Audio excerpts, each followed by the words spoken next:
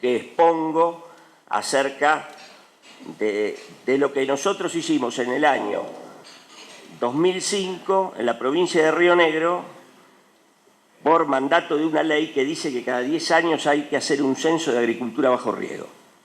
Este fue el primero que se hizo y el año pasado nos correspondía hacer otro, creo que no se hizo.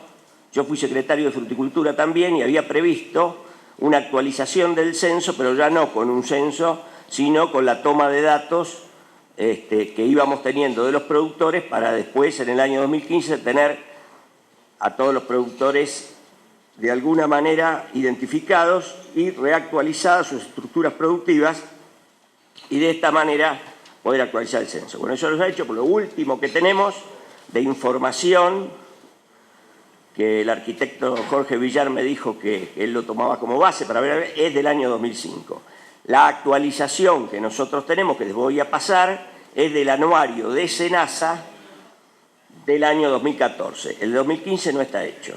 Esto lo encuentran en la página de la Secretaría de Agricultura de la provincia de Río Negro y el anuario 2014 del SENASA lo encuentran en Google. Cuando ponen SENASA anuario 2014 lo pueden obtener en la página de SENASA.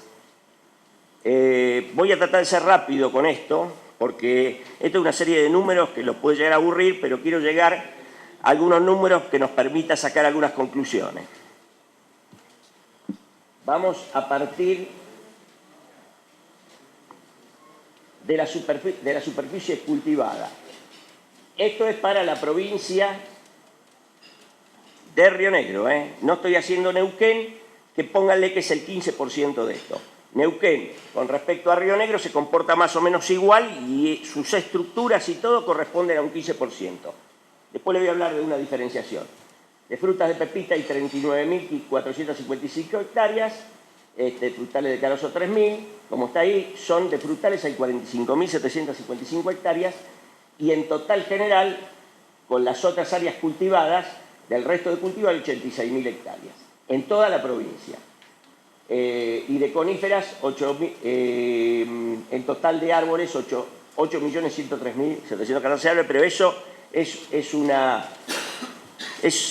algo que no nos interesa verlo, porque eso ha cambiado muchísimo en el término de estos 10 años. Ustedes saben que los álamos tienen taladrillo y se han talado muchísimos árboles y se ha hecho ganadería y se han desaparecido cortinas. Áreas sin cultivar, esto sí, creo que les interesa, y generalmente a los arquitectos: bosques, montes naturales, pastizales naturales, superficie no apta utilizada, superficie como viviendas, caminos, superficie no apta o de desperdicio y viveros.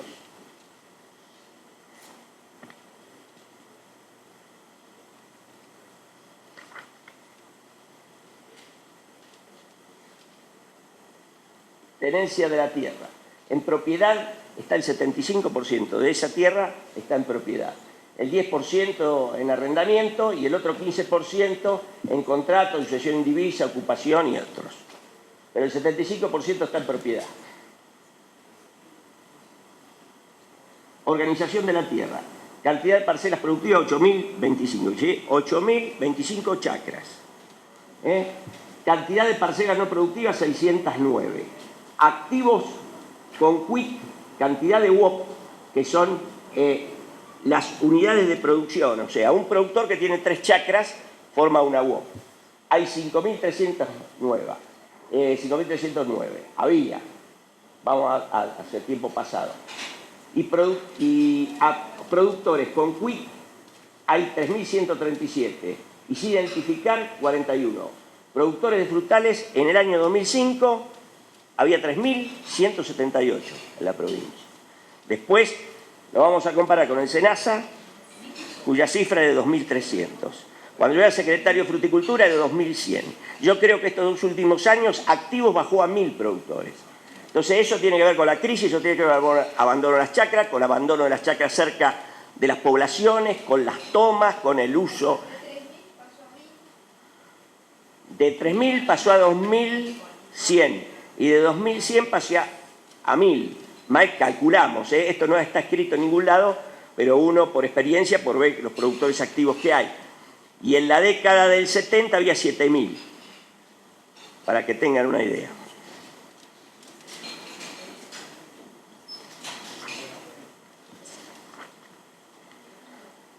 Parcelas productivas y parcelas no productivas. Está todo por Alto Valle, Andina, Catriel, Conesa, porque saben que bajo riego, nosotros donde más tenemos en el Alto Valle, 5049 y en el Valle Medio, ¿no es cierto? 1500 entre Valle y Medio y Valle Inferior tenemos 2000, más 5000, 7000. Las otras 8000 están en Conesa, Río Colorado, Catriel. Unidades económicas, superficie de 0 a 25 hay 19.443 hectáreas. De 25 a 50 hay 6.940 hectáreas plantadas, superficie neta de frutales. Y más de 50 y 19.371 hectáreas. El 42%, el 15% está entre 25 y 50 y más de 50 hectáreas tienen el 42%. Unidades económicas, que son los productores, los 3.178, 125 productores tienen el 42% de la tierra sobre un total de 3.178 productores. Y 42,50 tienen 2.853 unidades productivas, lo que significa que la superficie está altamente concentrada, la superficie productiva. Ahí está claro la superficie neta, el porcentaje de la superficie neta y el porcentaje, el 3,94% de los productores tiene el 42,56% de la tierra. Este dato es importante porque habla del modelo frutícola. Yo les quiero explicar que, y coincido con una investigadora de la Universidad del Comahue, que es la licenciada Álvaro, que dice, cuando hablamos de crisis de fruticultura, una cosa es de hablar de crisis de fruticultura y otra es hablar de crisis del modelo frutícola. Cuando nos referimos a esto, nos estamos refiriendo al modelo frutícola. ¿Quiénes lo componen?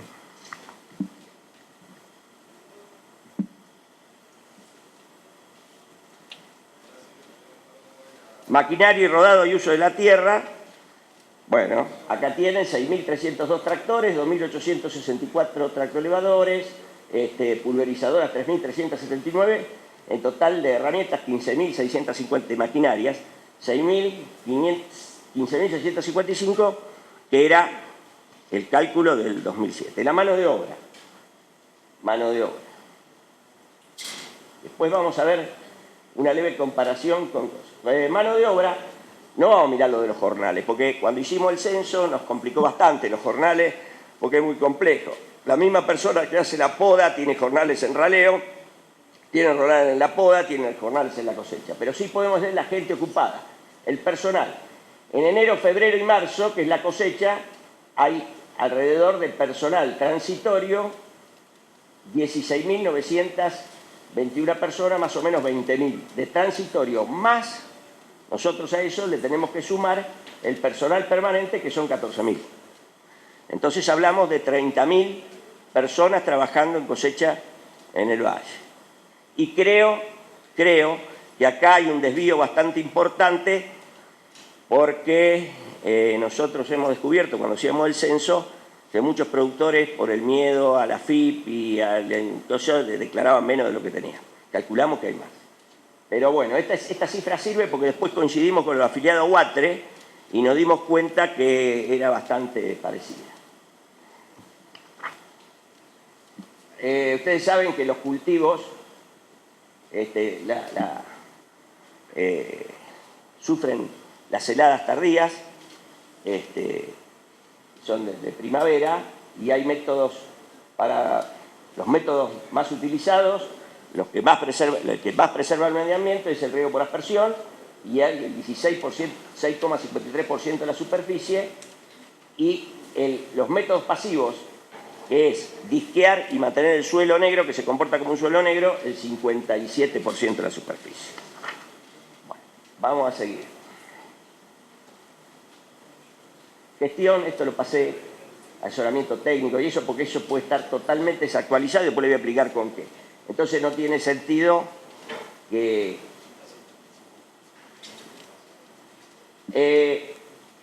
superficie de frutales, en el Alto Valle tienen 35% de la superficie, de manzana 21.740, el 47%, y de pera 17.622,25. Actualmente, en el término de 10 años, ahora hay más superficie plantada de pera que de manzana. Se erradicaron montes de manzana y hay más pera. La pera debe estar en el 55% y la manzana en el 45%.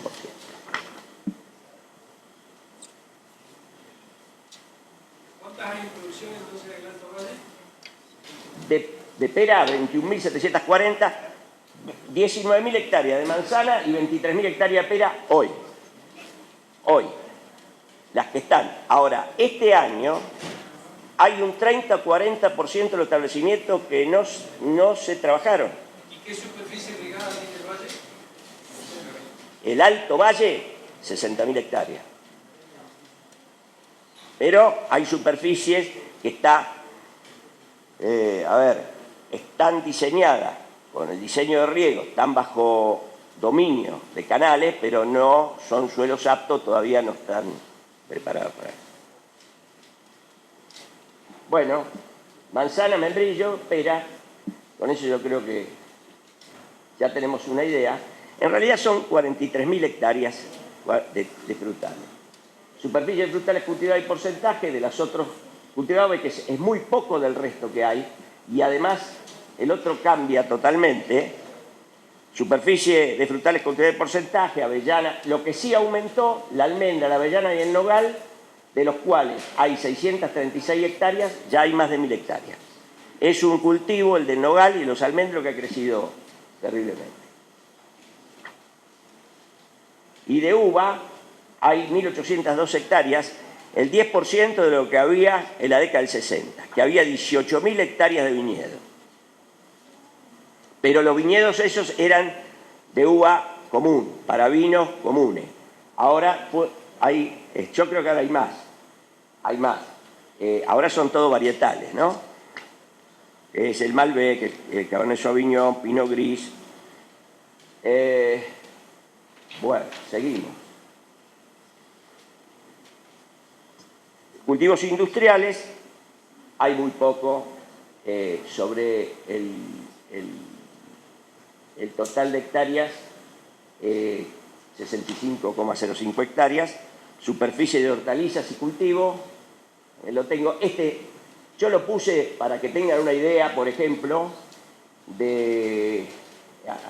esto es muy poco, pero vamos a ver. De cebolla, por ejemplo, hay 1.148 hectáreas, pero varía anual, porque son cultivos anuales.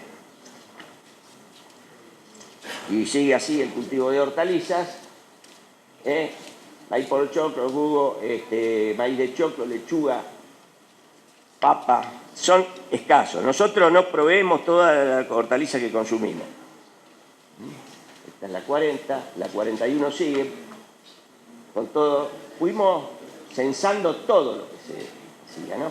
Por eso es importante. Y tomate, acá tenemos en el Valle Medio 1.003 hectáreas, 1.333 hectáreas de tomate en todo el valle. Y zapallo, que es otra superficie, por el zapallo anquito, 419 hectáreas.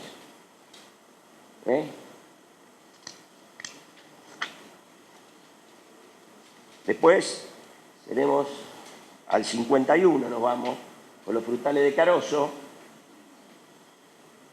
Esto, las anuales, lo corrí porque no tiene sentido, cambia año a año. Se cultiva un año una cosa y otro año otra cosa. De Caroso por localidad, y tenemos que nos vamos a dar cuenta que hay alrededor de 3.000 y pico hectáreas de Caroso, no hay más que eso. La edad, esto sí es interesante para después todo lo que vamos a tratar de decir. La edad de las plantaciones.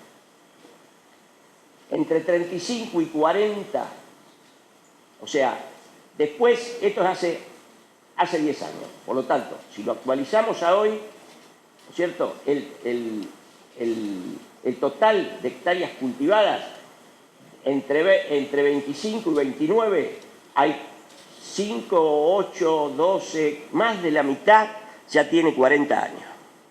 Hoy. Nosotros tenemos que manzanos de más de 40 años ya empiezan a tener problemas. Perales todavía no, pero lo que pasa es que cambia la forma de conducción. Esto para que tengan una idea de lo que se dice cuando se dice los montes obsoletos, de mucha edad.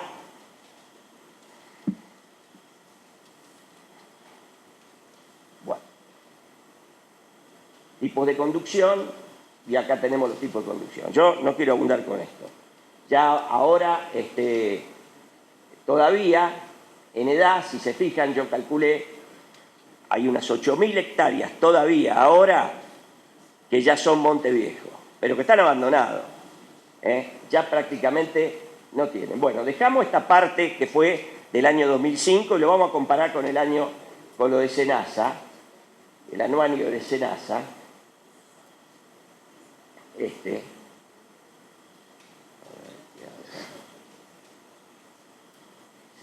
Anuario estadístico de Senasa, del Centro Regional Patagonia Norte. Vamos a la página 8.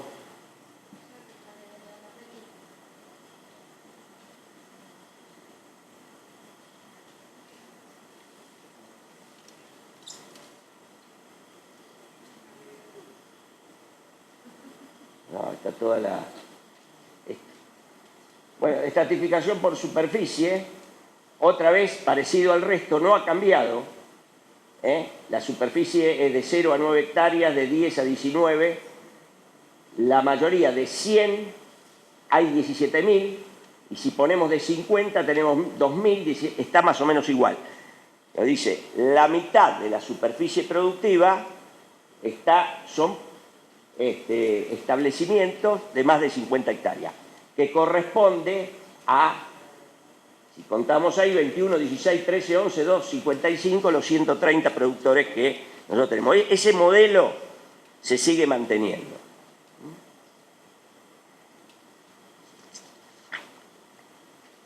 Esa estratificación, el rango de superficie, la cantidad de productores, otra vez lo mismo. 2.074 productores. Cantidad de establecimientos, 3.663, y la superficie neta, 41.000. Nosotros teníamos 43.000. Ya acá se dio de baja 2.000 hectáreas, ¿no?, que no aparecen ni siquiera en los armarios de Senasa. Y de los productores, habíamos dicho 3.197 y tenemos 2.074. En 10 años desaparecieron 1.000 productores registrados por el Senasa como proveedores de fruta al sistema o al modelo de fruta. Productores que son productores independientes, que son de la mitad del valle, que está entre los rangos de 0 a 40 hectáreas.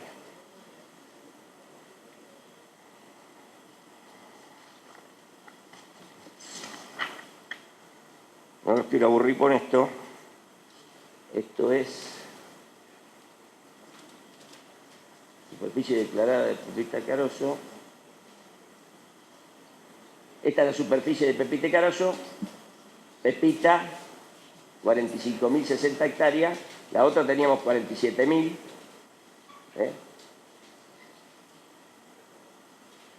En Río Negro, 41.397. Teníamos 43.000. Y esto es de Neuquén, porque está Río Negro y Neuquén.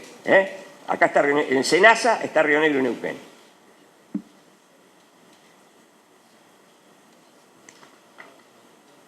Bueno, y después sigue lo que yo en la página 13 está unidades productivas de los 2.339. Y si vamos del CAR 2005 era 3.197. Tenemos casi 1.000 productores que desaparecieron, tomándolo como que se utilizaron los RESPA, se utilizó el mismo. Ahora, estos 2 últimos años la desaparición fue mucho más acelerada. En el año 2015 y el 2016 han desaparecido, calculamos, cerca de 800 productores desaparecidos. Tienen sus chacras, tienen todo, pero ha salido desde el modelo y del circuito de comercialización de fruta. Para colmo, antes pasaban al circuito de comercialización de fruta de la industria, pero la industria no tiene precio. Hay un sobrestock en China, en Polonia, y el precio de la fruta oscila en 30 centavos de peso para la pera y 60 para la manzana, lo que no cubre los costos de recolección. Por lo tanto, esos productores antes estaban activos porque le vendían a industria, pero ahora ya ni siquiera pueden vender a industria. Eso habla de la crisis. Vamos a la parte de... Vamos a dejar la superficie, que ya más o menos ustedes no van a recordar. Exportaciones en toneladas por país destino. Vamos a las exportaciones. Brasil, 177.831 toneladas, la Federación Rusa 100.000. Y el resto, después está Estados Unidos y después todos los países mucho más bajos. O sea que si nosotros nos ponemos a mirar, está concentrado en estos 5 primeros, donde Brasil y la Federación Rusa. Ahora, Brasil bajó mucho el año pasado, tremendamente, por el problema de Carpocapsa, y Rusia también, por el tema de la devaluación del rubro, hizo que se agotaran. Por eso es, el año pasado, 2015, a pesar de tener una muy buena producción de cosecha, las exportaciones bajaron un 30%. Acá está, 2014, 393.250 toneladas de peras se exportaron según Senasa y manzana 142.228 toneladas. Lo que pasa que en manzana otro tanto se vende en mercado interno. En manzana la mitad va a exportación, la mitad mercado interno, como fresco. Y en pera solamente va el 20% mercado interno. Y eso da 535 toneladas de exportación, más unas 150 toneladas de mercado interno, da alrededor de 700 toneladas. La otra mitad va a industria, porque la mitad de la manzana que se cosecha va a industria, por su calidad, por la obsolescencia de las variedades. Este año va a ser muchísimo menor. Este año rompe todo este análisis estadístico. Exactamente. Va bajando, pero no es para nada, va bajando y va subiendo, va bajando y va subiendo, lo que quiere decir que del 2005 al 2013 se mantuvo. Lo que sucedió ahora, que en el 2014 hubo un 30% menos que en el 2013, por lo tanto ya nos vamos a 200 y pico que no hubo nada, y este año es muchísimo menos. Este año es muchísimo menos. Entonces, eso nos pone a pensar, y acá lo aclaró muy bien un arquitecto, es por eso que se venden las chacras. Sí, las chacras se venden, y cuando el modelo no es un modelo consolidado y sustentable, como este que no es sustentable, es un modelo que funciona con el mercado internacional y con los distintos avatares de la economía argentina, no es sustentable, entonces el productor desesperado recibe cualquier oferta. Entonces viene un inversor que es inmobiliario y le ofrece plata por la chacra y la vende. Ahora, esto de permitir la venta de las tierras productivas para urbanización va contra la sustentabilidad económica y social de un sistema productivo. ¿Por qué? Nosotros decimos, los ingenieros agrónomos, que la tierra es un bien de producción de oferta inelástica. Yo no puedo producir la tierra del valle, que son 40.000 hectáreas de sedimentos terciarios, de profundos, suelos de desierto, pero que regados y incorporando materia orgánica son tremendamente aptos para el desarrollo de cultivos. Yo eso no lo puedo producir como una máquina de hacer tornillos y producir tornillos. Una máquina de producir tornillos y hacer tornillos es una oferta elástica. Puedo hacer todas las que quiero, si me lo propongo. Pero no puedo repetir este valle todo lo que quiero. Por lo tanto, esta calidad del suelo tiene una oferta inelástica. Por lo tanto, la planificación urbana tiene que estar vinculada a tierras con menos calidades. que también tiene una oferta inelástica, pero tiene mucho más oferta alrededor. Nosotros vamos a un avión y miramos, vemos lo que sucede. Yo trabajé una parte en el municipio Centenario y después tuve nación secretario de Fruticultura, pero en el municipio Centenario comenzamos a hacer una ordenanza para separar lo urbano de lo rural. Había partes que eran rurales, pero estaban pegados a lo urbano y ya estaban prácticamente liquidadas desde el punto de vista productivo, no por la calidad de su suelo, sino por los otros factores que estaban incidiendo, población, gente, barrio. Pero entonces, donde hubo límites físicos, como por ejemplo canales, calles, pudimos cortar y delimitar la zona urbana rural, porque años atrás, del 2007, se loteaba en cualquier lugar de la zona productiva, porque si bien hay una ordenanza que dice que no se puede lotear en la superficie menor, son 5 hectáreas, loteaban igual por excepción. Una ordenanza de excepción la votaban los concejales y igual loteaban en medio de la zona productiva. Ahora no se puede hacer más, pero ahora tenemos otro problema. Ahora no pueden lotearlo, pero lo compran y igual construyen casas en condominio. Entonces ahora el próximo paso que tenemos que dar, para lo cual estamos convenciendo a la Cámara y a muchos, el consorcio no está convencido, es que vamos a sancionar, si Dios quiere, una ordenanza que le ponga límite en las tierras productivas a las edificaciones. Y dice, bueno, se puede edificar nada más que el 1% de la superficie productiva. Porque así rompemos la cuestión del condominio. Entonces aparecen los baldíos. Van a aparecer los baldíos. Perdón, Como hay chacras ahora. Espere. Hay chacras. Bueno, lo que sucede es que mientras no solucionemos el modelo productivo. Hay que sacar las plantas para que no se empeste todo lo demás. Y resulta que no vale nada la producción. ¿En qué terminan las chacras? En baldío. En baldío, exactamente. Y ese es el nuevo paradigma. Ese es el nuevo paradigma. Bueno, Perdón, bueno, sí. una cosa. Acá en Chipoleti hay 17 ocupaciones, no estamos hablando de las ocupaciones, ¿qué significa? Bueno, sigo y después. Tenemos todavía un expositor que... Después hacemos todo el debate que quiera. Bueno, Si lo liberamos... tiene razón. Eso es lo que sucede. Cuando hay un modelo que no es sustentable. Porque eso que los baldíos no es una cuestión urbana, es cuestión del modelo frutícola, que no es sustentable.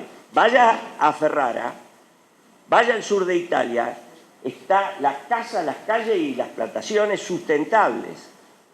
Ahora, ¿cómo lo consiguen? Y tienen un modelo que piensa en la sustentabilidad. Si nosotros tenemos un modelo liberal que pensamos en el negocio, por supuesto, con la gente del petróleo ya no va a ir a la meseta a plantar un arbolito para que crezca. Quiere la chacra con el cedro, con la acequia que pase. Es fabuloso eso. ¿Cuánto cuesta a las generaciones venideras eso? Esto es lo que debemos pensar, por lo menos lo pensamos nosotros los agrónomos. No sé si el resto de la población lo pensará. Nosotros no lo vamos a ver, pero tenemos que pensar en la sustentabilidad del sistema. Bueno, esto es mío, quiero aclarar. Es mi opinión, es mi opinión. Además, nosotros sancionamos ordenanza en una audiencia pública, griterío, todo, porque estaban todos los factores que querían lotear, obviamente. Más, les cuento, fueron a mi chacra con una tumbera a tirar unos tiros y me amenazaron, yo no estaba. Y después me dijo la policía que era por eso, que lo habían investigado, que era por eso. Un apriete es un apriete del negocio. Se terminaron muchos negocios ahí. Ahora bien, está inconclusa la cuestión. Se terminaron los negocios, pero el sistema sigue siendo el mismo, el modelo. Entonces, para hablar del modelo, ¿no es cierto? Vamos a hablar del modelo. Y acá voy a citar, el modelo nace con la forma en que se organizó este valle, donde era tan abundante, que ustedes saben, la comercialización, antes de tener la empresa nacional, la tenía una empresa inglesa, la FD, porque hacía uso de los ferrocarriles. Y justamente el nombre que lleva este seminario, voy a leer algo de César Bañaski, que inicia su capítulo del libro Los pueblos del norte de la Patagonia, cuando la situación frutícola, y dice: a principios de esta década, hacía ya muchos años que el control del empaque, la comercialización y la exportación de frutas del Alto Valle por el capital británico había sido reemplazada por el control del capital nacional. La concentración de las fases de empaque, comercialización y exportación se formó suficientemente alta para permitir a las empresas seguir imponiendo a los productores independientes el mismo sistema de pago de la fruta que habían introducido el capital inglés, sin precio cierto anticipado y con todo el riesgo empresario sobre las espaldas del productor. César Bañaski, por el Norte Perdido, en 1983. Yo pienso exactamente que es así. Lo que pasa es que no es culpa de gente mala que escribió, es el modelo económico imperante en el país, permitió que se hagan esas cosas. Y los productores lo aceptaron, porque ganaban plata igual.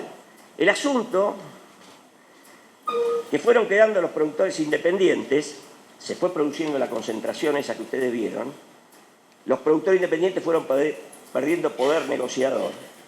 Y se llega a un punto en que ya no existe esa negociación cuando existen pocos compradores. En la década del 60-70 había más de 300 galpones de empaque en el valle. Los que tuvieron alguna inquietud de estudiar economía saben que el modelo capitalista liberal de libre mercado finalmente,